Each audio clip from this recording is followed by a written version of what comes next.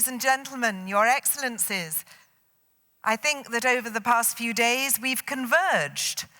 We've converged the public and private sector. We've converged from all over the world, from Africa, Asia, Latin America. We've converged to consolidate and collaborate and to shape the future of blockchain.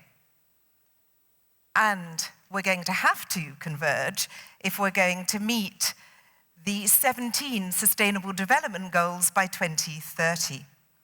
Where are we doing all of this? In Málaga, perhaps a city that we had associated with sun and sea and sangria.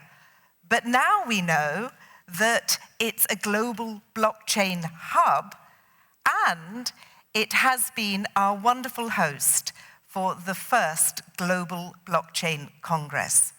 So it is with an absolute pleasure that I ask the Mayor of Málaga, Francisco de la Torre, to say a few words, sir. Thank you.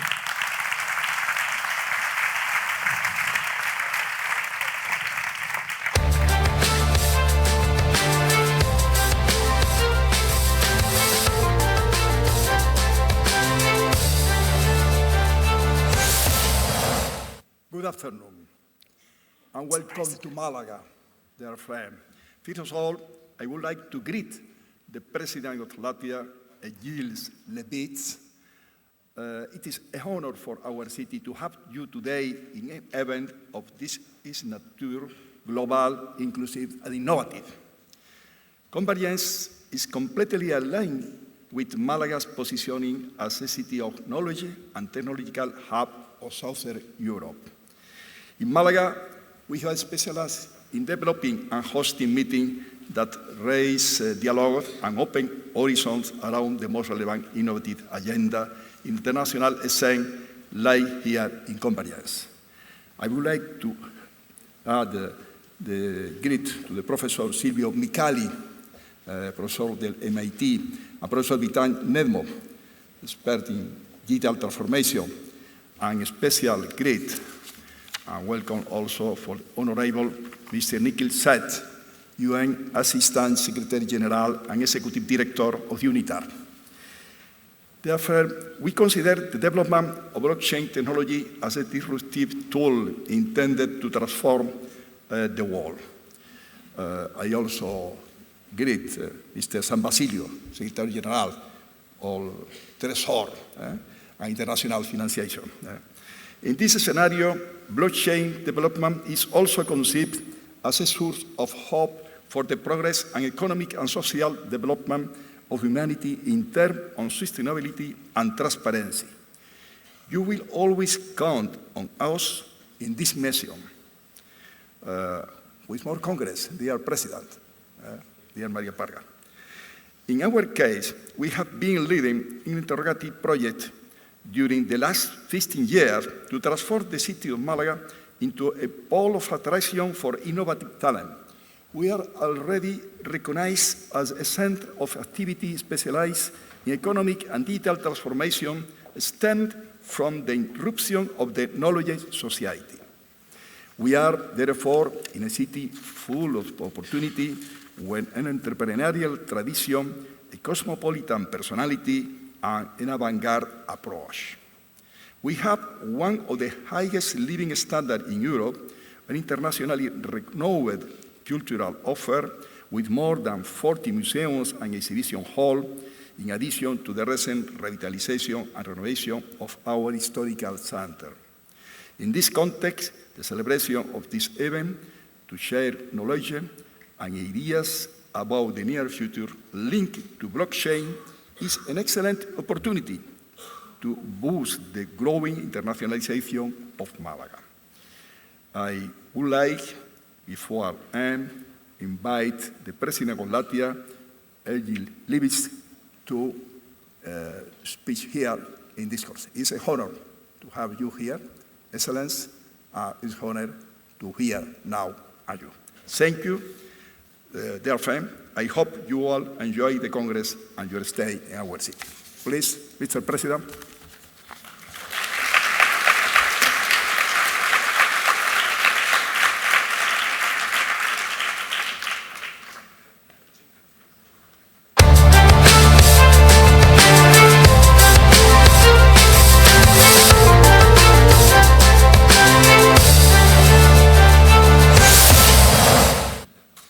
Ladies and gentlemen, thank you for inviting me to this very important Congress, because blockchain is a sector of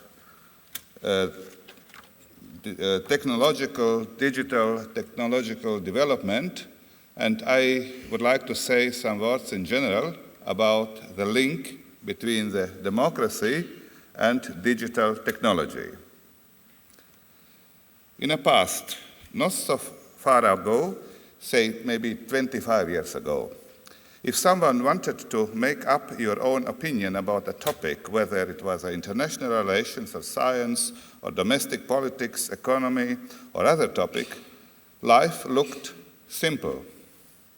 Depending on the topic and the country you were interested in, you had authoritative newspapers and authoritative journalists who were considered as opinion makers. Therefore, it was almost easy to gain quickly a good understanding of even complicated issues, or at least to reach a feeling of having a good understanding. It was on those grounds that the public sphere was positioning itself, and that the public opinion was shaped first at a national level, frequently even developed at an international level. The international community was showing sometimes simultaneous reactions. Nevertheless, I would like to present my personal analysis on a few changes I have observed in the process of shaping the public opinion in this digital age. Why I'm speaking about public opinion and digital technology? Because the basis of the democracy is the opinion of the citizen, and in general, the public opinion in a country, public opinion also on international or on European level. Democracy is based on public opinion, and you know that the digital technology is influencing in a specific way, and we should deal with that. We should analyze this specific way, how the digital technology is influencing the public opinion, and that means how digital technology is influencing the democracy and the decisions which are democratically taken. As I mentioned, a few decades ago, classically, there were well-established opinion leaders and a few intermediates. The press was showing a certain hierarchy among journalists, more or less based on the criterion of quality. These established opinion leaders were influencing the political agenda in the country by defining somehow what had to be considered as important by the society and what is not so important. It's the tasks of the journalists, I am simplifying a little bit, of the journalists, of the quality press to hierarchize the public questions, which then afterwards was dealt by the democratic institutions. Done properly and consequently, it was not rare that this work led to political and legislative decisions making by the parliament. Presenting an issue under various aspects, the press had a kind of filtration role. Nowadays, the political agenda comes a different way. The classical actors are still in place, but some futures are new. Nowadays, the individuals are able to directly influence the definition of political agenda through the social media. It doesn't go, say, mathematically, but some issues appear on the agenda in an incredible path. It has become easier to influence the content of the political agenda because influencing individual persons is more simple. And this is a difference between situation 25 years ago and the situation now. And this is also a consequence of the using of digital technology in the society. And of course, you are here rather in the technical way to solve some technical or different technical issues, but the society should also think about what are the consequences and to deal with the consequences in a political and legal way. Social medias like Facebook live on the number of their affiliated clients and the refined analysis of all the information they have about each of them. There is an individualization of people's reactions which can be a precise instrument to influence their behavior. The phenomenon of continuously examining individuals is now common practice and is a type of permanent surveillance. It is based on a simple principle. Say we have a stimulus S1, which triggers always a given reaction R1. You need focusing on an individual whose timeline is personifying him. The more precise, the more personified. Let's recall how Cambridge Analytica has been able to exploit this type of information about undecided voters in the swing states during the last US presidential elections. It probably made a difference in the end result of these elections. To illustrate a further future, I would like to mention a famous case about a century ago. The old Rockefeller had a fragile health during the First World War. In order not to upset him when reading the news, a special edition of the New York Times was printed to him. A special edition composed solely of good news. They was not informed in this newspaper that, for example, the First World War was already there. It is a natural human behavior to search for information in one's bubble. 30 years ago, or before, we had clearly leftist and rightist newspapers. Every reader was choosing his own information source according to his taste and opinions. Still, in those days, it was not a hidden factor, and this is important, it was not a hidden factor. One knew about the possible tendentious aspects of the press and the market. The phenomenon has changed now. To make a Google search is to accept unclear criteria of presenting the information. The sequence of appearance of reference is depending on aspects unknown to the consumer. It is tendentious, biased, without a possibility of determining why. Often, bias can be more deliberate.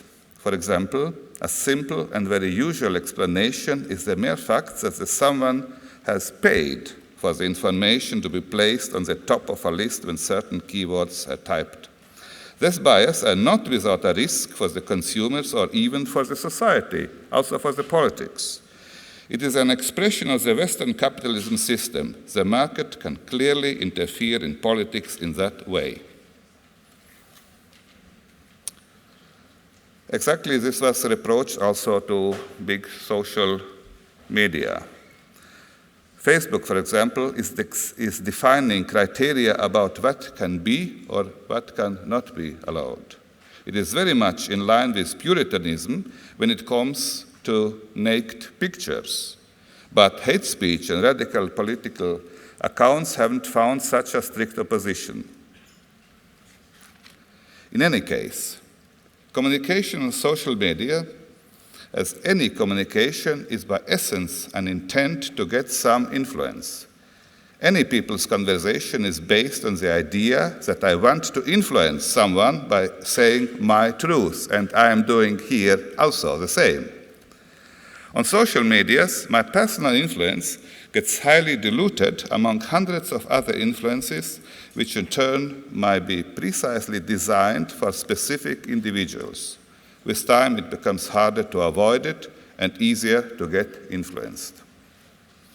The continuous shift of perception slowly creates a distorted world perception. In German, the Weltanschauung. All past certainties may fade into a mix of approximated news or even perverted interpretations of the functioning of the world. At the end of the day, when nothing is clear in politics and everything is being manipulated, we can fear a weakening of democracy. In this sense, the use of technology can go even further. Billions have been invested in artificial intelligence and especially in facial recognition in public places. Everybody may be under constant surveillance. Citizens' behavior is scrutinized and being assessed on a kind of scale.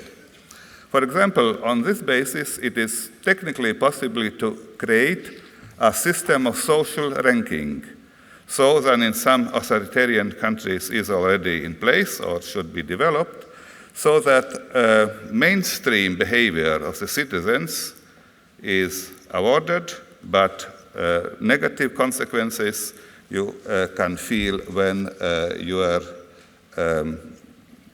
are not behaving like the mainstream is organized. And this is a dream of each authoritarian regime to mainstream the people, to avoid individual behavior which can be dangerous or different from the mainstream. And some authors, therefore, are talking about surveillance capitalism. Each citizen is to be observed and then assessed. Citizens are being categorized. It's a challenge to citizens' inner freedom. Think of the American dream. Freedom is giving the capacity to realize your dreams. The more you do, the more you achieve.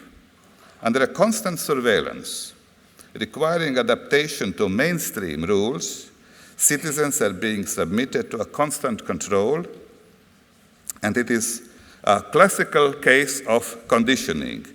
You get a reward if you behave well, but you get punished if not.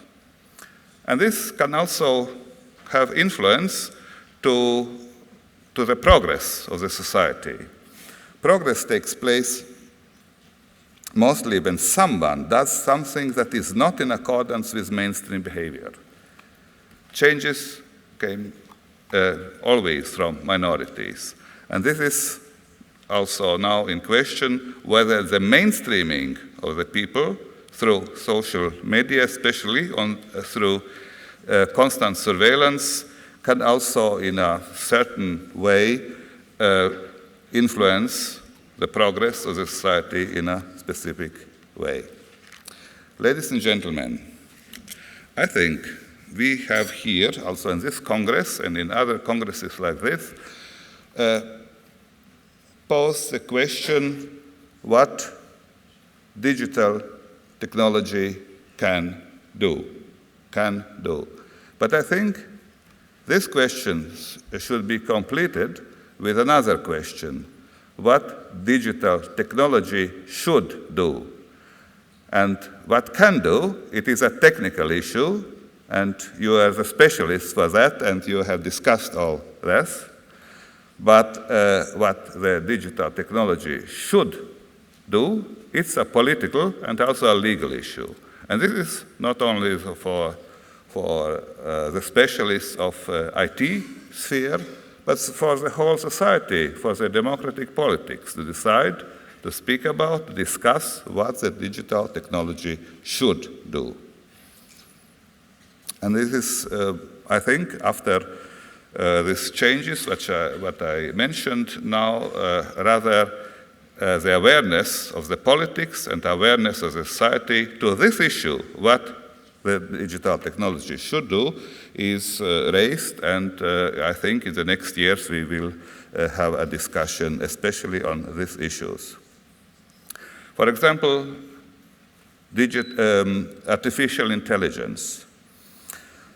Certainly, we would welcome the artificial intelligence, for example, in the field of medicine, if with the help of the artificial intelligence it would be possible to recognize the cancer in an early stage already. But would we also welcome the general face recognition in all places, everywhere? Would we also welcome the tracking of our movement, physical movement of our location? I think this is a political issue, it is a legal issue, it is an ethical issue.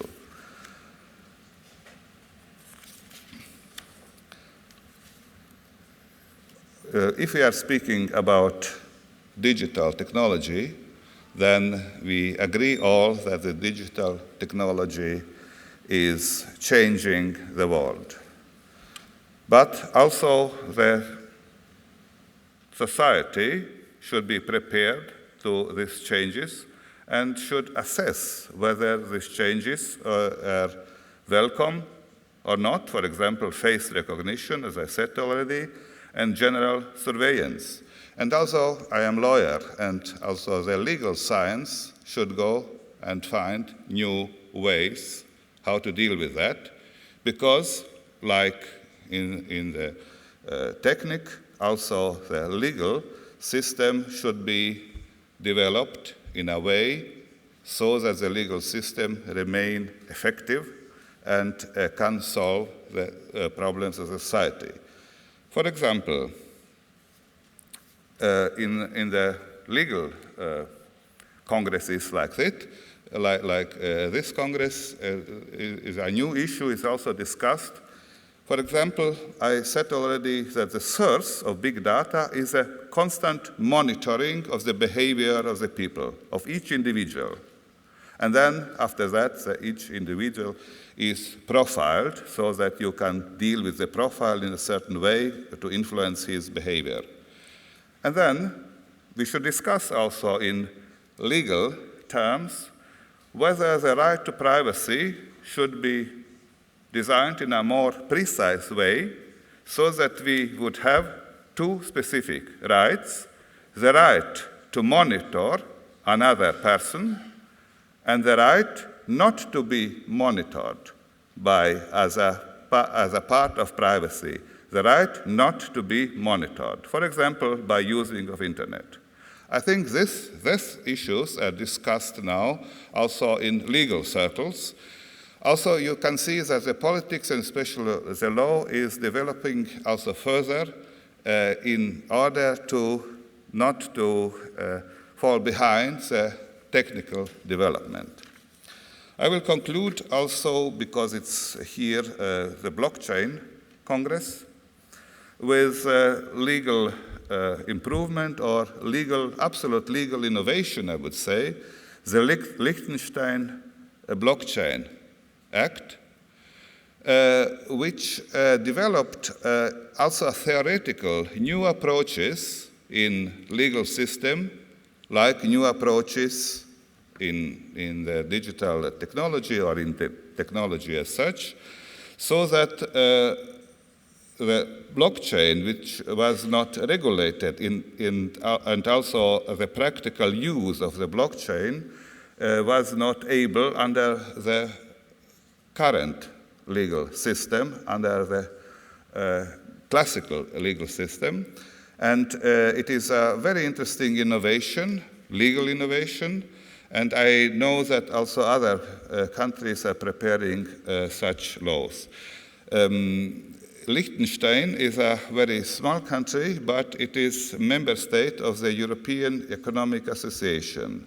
And the Liechtenstein legal system, also this new blockchain law, can have certain repercussions, consequences, and I would say positive consequences to the European Union legal system, but especially in the way that the other member states of the European Union would be encouraged also to introduce such kind of laws concerning blockchain. I will not explain further this very interesting innovation legal system, but I would also conclude and come to the end with a constatation that the technical development of digital technology is going very fast, and we are in the situation now that also the political and legal development should go at least in the same way, at least so fast, so that we can deal with a new technical development in a way which fits the expectations of the society. Thank you very much.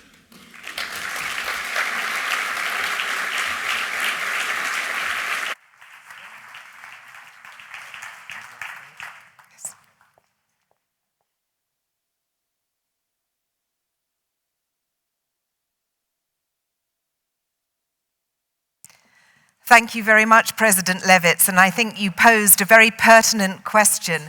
We know what digital technology can do, but what should it do? Well, we're now going to hear from somebody who really knows what it can do. Professor Silvio Micali is Professor of Computer Science at MIT.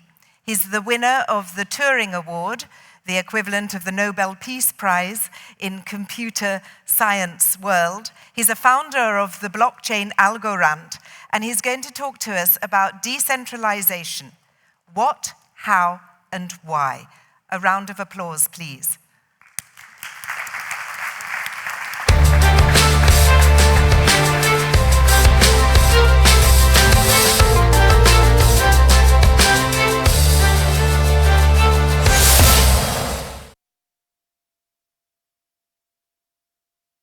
Good afternoon, everyone. Ladies and gentlemen, true decentralization, what, how, and why. So, what is true decentralization? Now, defining things is really, we can only define things well when we understand them well. And do zoologists classify animals according how many legs they are? Or if they are blue, black, striped, and so on and so forth? No. Why? Because such features do not capture the essence of things. So when we approach the decentralized blockchain, should we consider the number of users as a metric of decentralization? Or how many nodes runs the program? No. And what really matters in a blockchain is who chooses the next block. Were I to choose the next block, which transaction will become common knowledge and which will be hidden forever, I would have more power than any absolute monarch in the past. So with this in mind, therefore, dear regulators and technologists and friends, let's make clear that a blockchain is more decentralized the more is open to participation in the generation of the next block. That said, how do we achieve true decentralization? Actually, that is not so easy.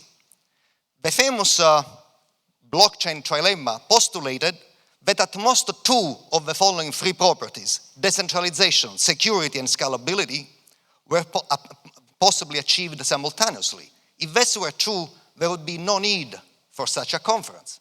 Because who wants an insecure blockchain? Nobody. Who wants a blockchain that does not scale and can be used only among friends and family? Nobody. So, fortunately, the trilemma is false, because otherwise, the truth is that decentralization is the first victim, the one which is not going to be delivered. And in fact, most of the blockchain technology cannot deliver a true decentralization. Proof of work, delegated proof of stake, etc., don't do the job. So let's consider proof of work first. What is the idea? Who has the right to append the next block? Well, the first one to solve a very complicated cryptographic riddle. However, this is very slow because the riddle is complicated. It's expensive because it requires a tremendous amount of electricity to append the next block, and is ultimately centralized. Because when things become very, very expensive, fewer and fewer people can actually afford them. And right now, for instance, the blockchain of Bitcoin is controlled by 3 mining pools. Is this decentralized? I think not. And ultimately, this is an environmental disaster. Next is delegated proof of stake, which can be summarized as, let's choose 21 people who will choose the next block on behalf of all of us. Is this decentralized? Not at all. Starts centralized, is centralized, and will be centralized. At least proof of work ultimately was decentralized, but delegated proof of stake is centralized from the get-go. Bonded proof of stake, etc., etc., etc., somehow we have a flawed logic which goes like this. The whole economy is secure if a majority of the members of a small piece of economy are honest. So I find this puzzling. Of course you find it puzzling, because it makes no sense. So here there is the big economy, and we are saying that we are giving the security of the whole thing to just a few people. Who are these small part of the economy? The miners in proof of work, the delegates in delegated proof of stake. So what fraction of the global GDP is represented by the miners? You need an electronic microscope to see them, so small they are. So doing things this way, if we are caring about decentralization, is a recipe for disasters. So now, however, there is a technological way out. The one I like is pure proof of stake. Let me define it. That means that each token has equal power in participating to the generation of the next block. Mine, yours, everybody else. There are no distinguished tokens. And where are tokens? Not hostage somewhere, but they are at your fingertips, where you need to be, ready to be used. And if the majority of the tokens in honest hands, the system is secure, period. In other words, who can think a blockchain based on a pure proof of stake? The majority of the owners of the token should collude and shoot themselves in the foot by destroying the very economy of which they own the majority of. But I don't see it likely to happen. So, and what happens to block generation? Block generation proceeds by a sequence of committee. The committee always change. One block, you randomly select 1,000 tokens, they belong to somebody, their owners are responsible for the production of that block. Next block, a different 1,000 random tokens are again randomly selected, and the owners are in charge of the next block, and so on and so forth. And should you be selected, what do you have to do? You have to propagate a short and easy to compute message. Natural question arises is that who selects committees in pure proof of stake? And the answer is no one. Committee members select themselves. Say, what? This is a terrible idea. In fact, it's the worst idea that I ever said. Maybe the third worst, okay? Because you never know. There is something always worse. But not so fast, because what does it mean that I select myself? Means that I have a cryptographic slot machine available. I can pull the lever only once. I cannot cheat. I pull the lever, and two cases occur. Either I win, in such a case I get a winning ticket, which I propagate in the network, together with my opinion up or down about the block. Now, let me argue that this is super decentralized, because I'm not talking about having 1,000 people in charge for the next month, or next week, or the next day, or the next hour, or in charge of block production. But is one block 1,000 people, a different block a different 1,000 people? Why is this scalable? How long does it take to instantiate this cryptographic slot machine? 1 microsecond. That's pretty good. And if I am actually selected, what do? I propagate my winning ticket and my opinion about the block. Can 1,000 people propagate 1,000 small things? Of course. Now, let me argue that it's super secure. Assume that I'm a very bad and very powerful guy. What I can do, I can corrupt instantaneously any 1,000 people in the world I want to corrupt. Whom do I want to corrupt? The committee members in charge of the next block. But I have a problem. I don't know who they are, because each one of you has your own slot machine and have no idea if you got a winning ticket or not. But after you are selected, after you propagate your winning ticket and your opinion about the block, now I know who you are. And now, due to my powers, I corrupt you right away. But so what? Whatever you had to say, you already said it. And your message is virally propagated across the network, and I have no more power to put back in the bottle than any government has the power to put back in the bottle a message virally propagated by WikiLeaks. So a pure proof of stake system is secure because beforehand, I don't know whom I should corrupt, and ex post, it's too late to corrupt them. So that's how, by the way, pure proof of stake avoids the infamous blockchain trilemma. Why true decentralization? First of all, because true decentralization yields the security of the protocol. Of course, few participants are easy to have a few targets to attack is easier than to have many targets of attack. Second, because pure proof of stake also protects against network attacks that proof of work does not, for instance. Because protocols are ultimately run on communication network. And when the math is too hard to attack the protocol, people go back to cut wires and reroute routers, which can be way more effective with a wrong notion of centralization. And finally, true decentralization yields direct, fraud-free, cost-free disintermediation. 6% of the global GDP is lost to financial friction. Think what we can do if we invest much of it into society. And second of all, when I say direct, means that it is actually not via smart contracts, because those are slow and costly and actually very prone to errors. But they can be handled at layer 1 with the same ease and with the same efficiency as ordinary payments. And because decentralization of the economy is actually compatible with fundamental government functions. The whole trick is to pay attention as technologists and as a society to the true interoperability between main chain and co-chain. The same way that delivering true decentralization was not easy but possible, this is possible too. But that is a reason for another talk on another day. Thank you.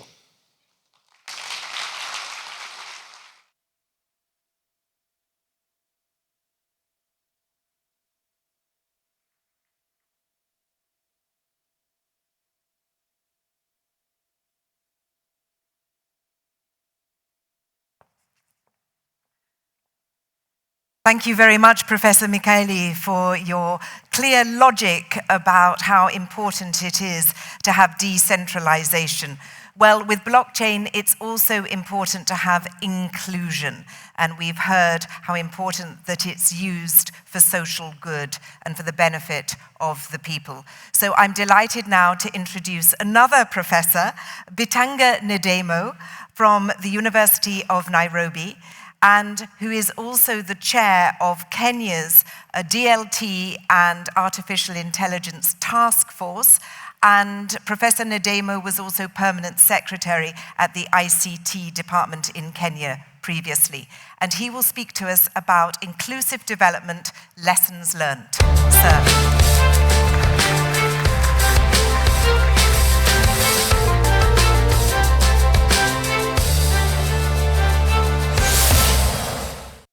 Your Excellency, President, Excellency Mayor, ladies and gentlemen, I'm here to present some of the applications of blockchain in Africa.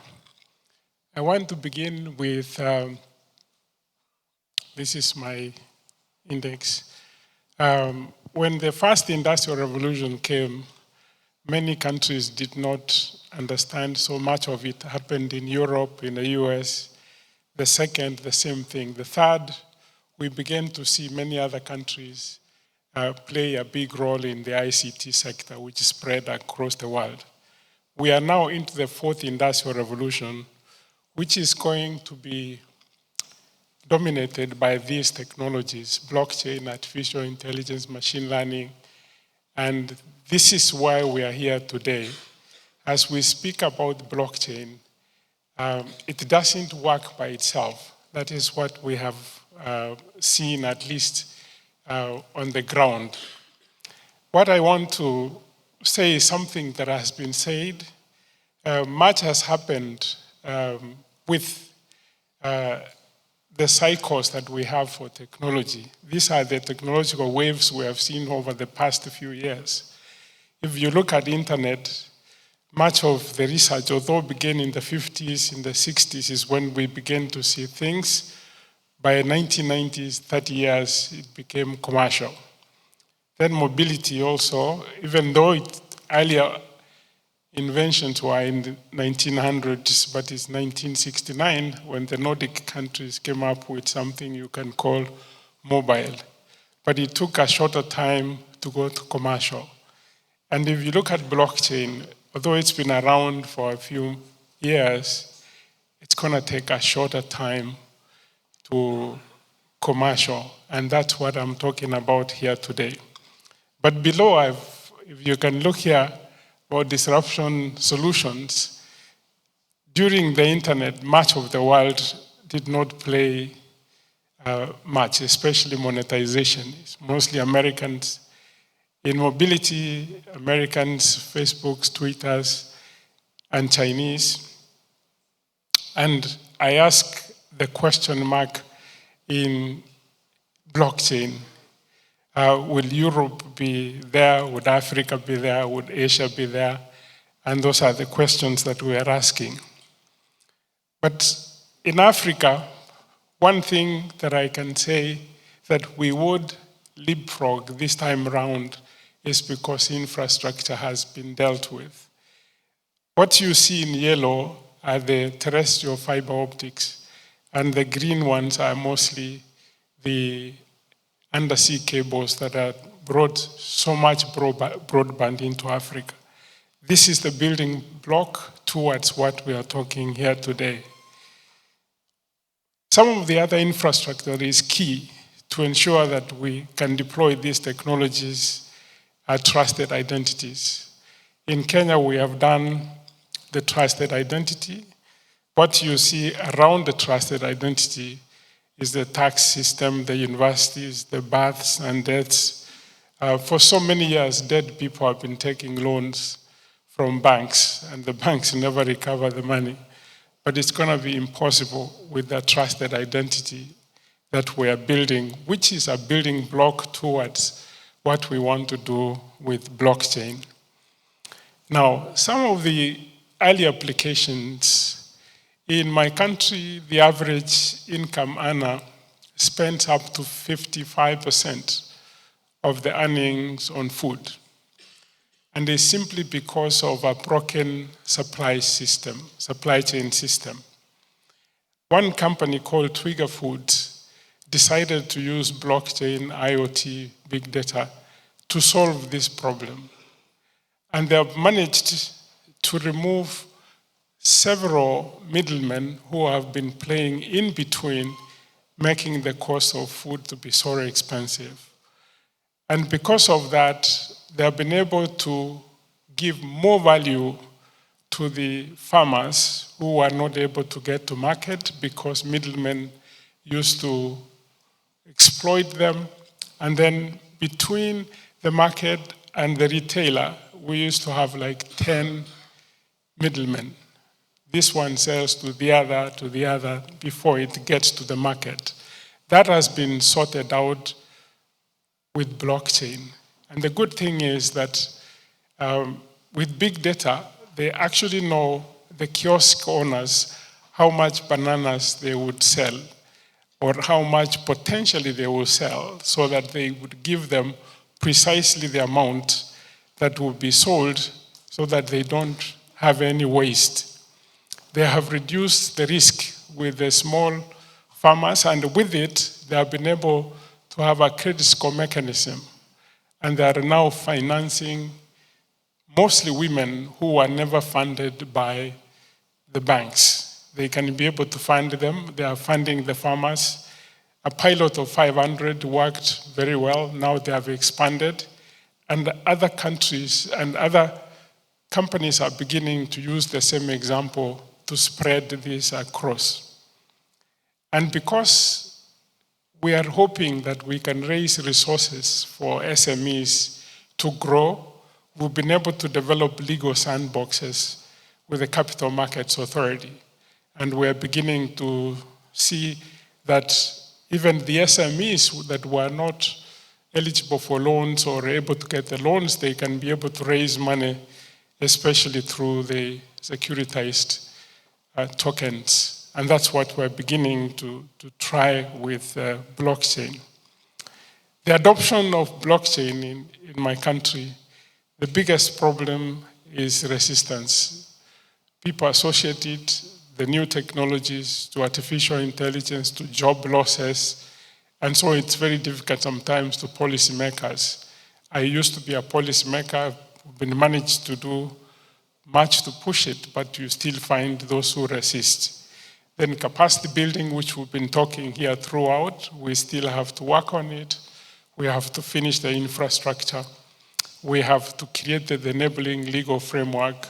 Regulators must understand that innovation precedes regulatory mechanism. But we still have, because we have many regulators, we need to discuss that. Then data protection law, we have it now, and the regulatory challenges which I've said. But more importantly, we need to have Africa as one market. And this is why, for example, China, India are succeeding. But Africa, we have multiple countries. We still have, even though we have African Union, we still have to get closer to working together seamlessly. That is what I have got to say. Thank you.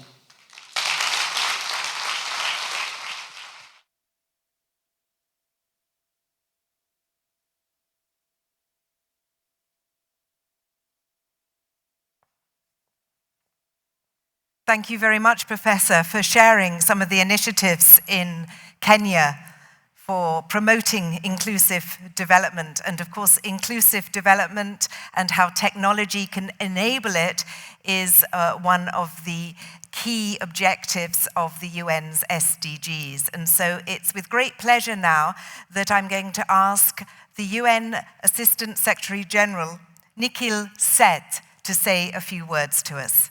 Please, sir. Thank you.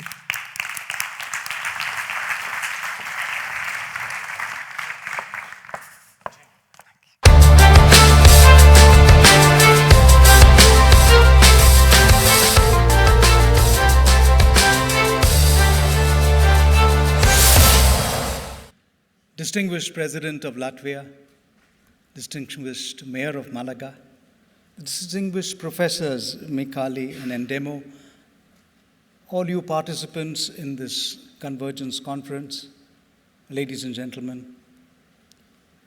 The first thought I wanted to share with you is when I was listening to the President and the Mayor of Málaga and the two professors, the thought came to me that the world needs scores of presidents like the President of Latvia, thousands of mayors like the Mayor of Málaga, and thousands of professors so that we can reach the world we want by 2030. We promised a world without poverty, without hunger, with greater equality, on a sustainable path. But without enlightened leadership, we are not going to get there. So I thank you for reflecting on these issues. And what I thought I could do today is to bring to you the concerns expressed by presidents and prime ministers in the ongoing General Assembly in New York, where I was in September.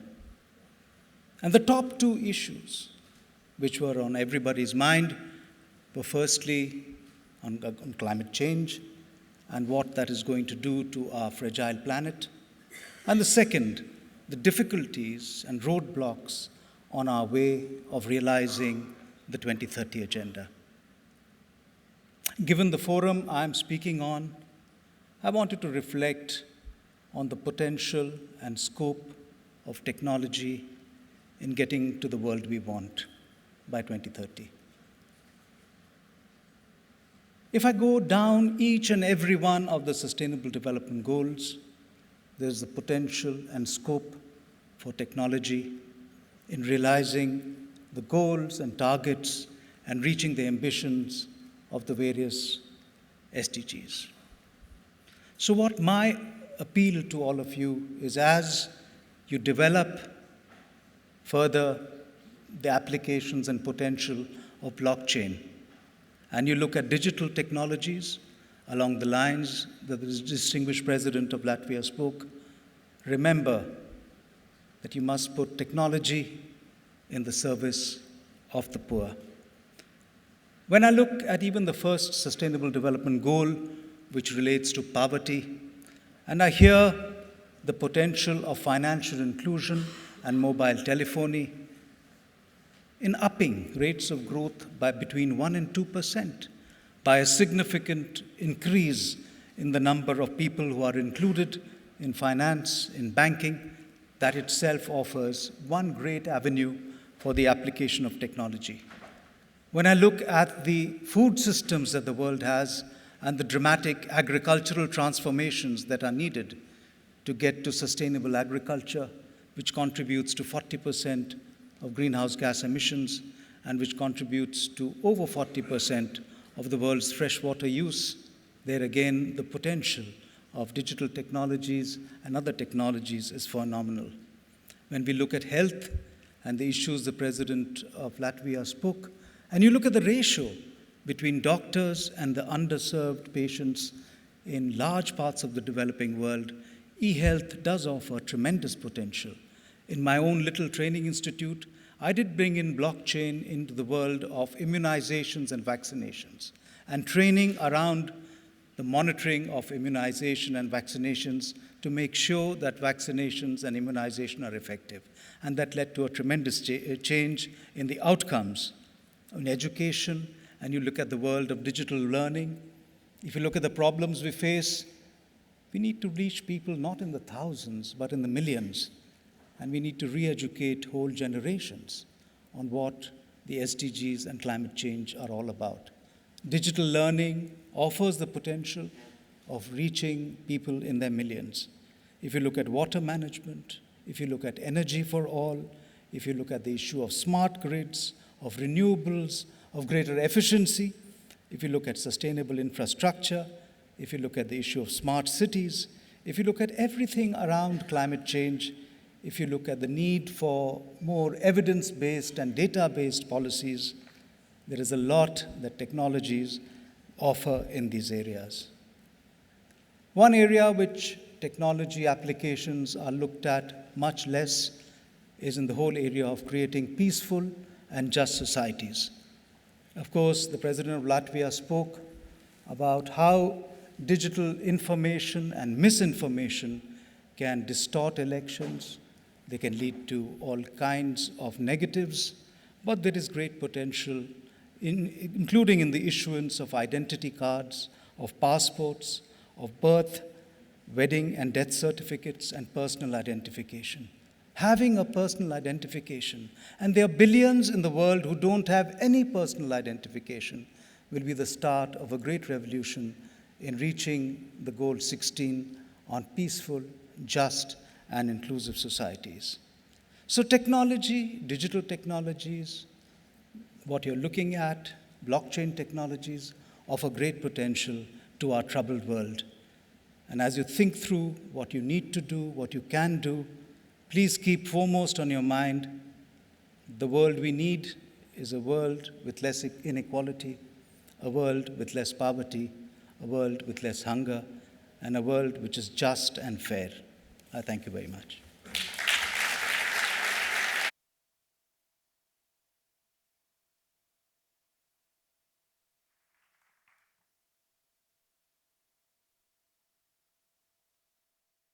Thank you very much, Your Excellency, and indeed, we hope that technology can enable and that it can bridge the digital divide between the haves and the have-nots. Well, at the end of the first Global Congress on blockchain, it's a great pleasure to ask the State Secretary of Treasury and Territorial Politics in Spain, Carlos San Basilio, to close the Congress.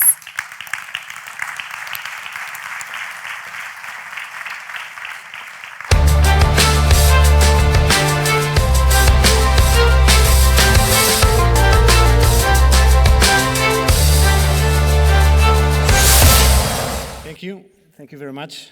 Thank you very much to the organization, to the European Commission, to INATBA, and to Alastria. And also thank you very much to our host, to the city of Málaga and its mayor here, and to Junta de Andalucía. And all of you, welcome. I hope you have had a great time here in Spain. Here in Spain, it's not a surprise to anyone that digitalization is going to have a major impact in the economy, in the transformation of the economy. It's one of the few cases where we have the Ministry of Economy with two different departments. One is the Secretary of State of Economy, and another is the Secretary of State of Digital Agenda. So we have a clear view that digitalization, beyond many social and political implications, have a clear impact in our economies. The transformation will depend on the type of sector we're talking about. For instance, I just came back from Singapore, where the major world fintech fair takes place, the Singapore Fintech Festival, with 1,000 exhibitors and more than 60,000 participants.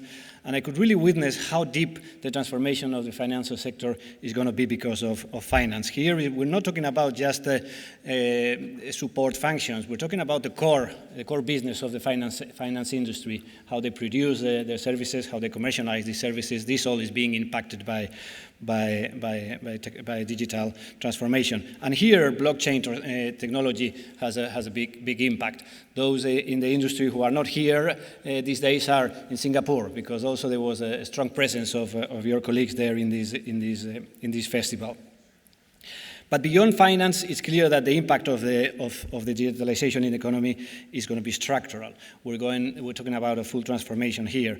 And for you to understand also the role of policymakers in this process, I want you to take into account that we acknowledge that the impact of digitalization in the transformation of the economy has the possibility of being disruptive in the positive sense, in the sense of creating an economy, a more efficient economy with more opportunities for companies, for citizens, that have a positive impact in terms of jobs, of job creation. This is what we really want, and what we have to foster, we have to promote.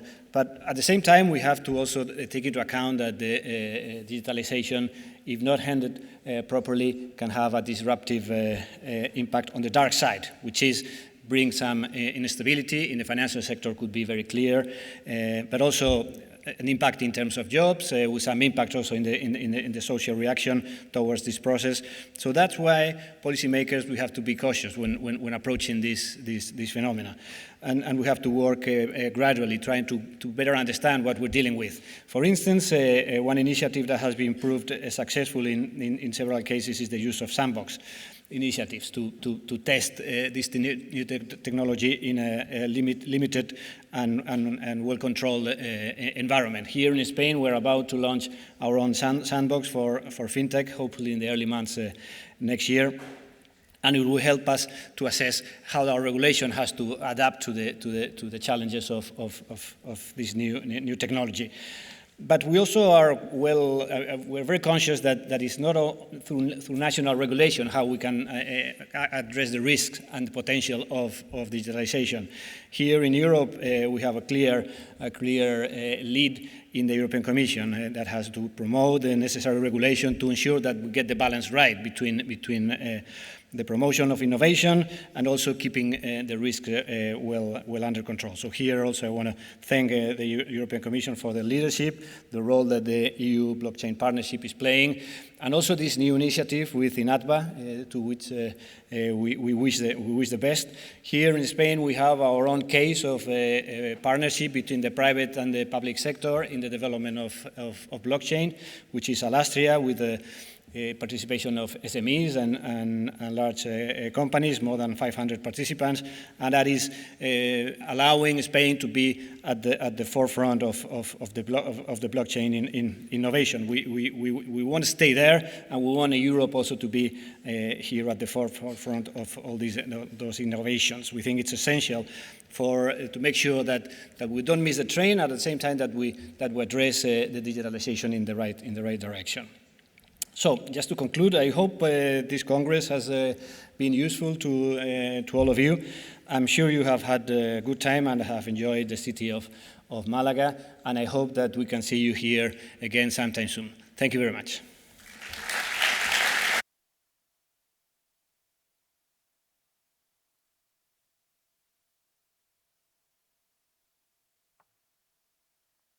Well, I believe it just is left to me to talk on behalf of our very generous Spanish hosts and say that there is a cocktail. So there is also blockchain, sun, and sangria here. Thank you very much for your attention.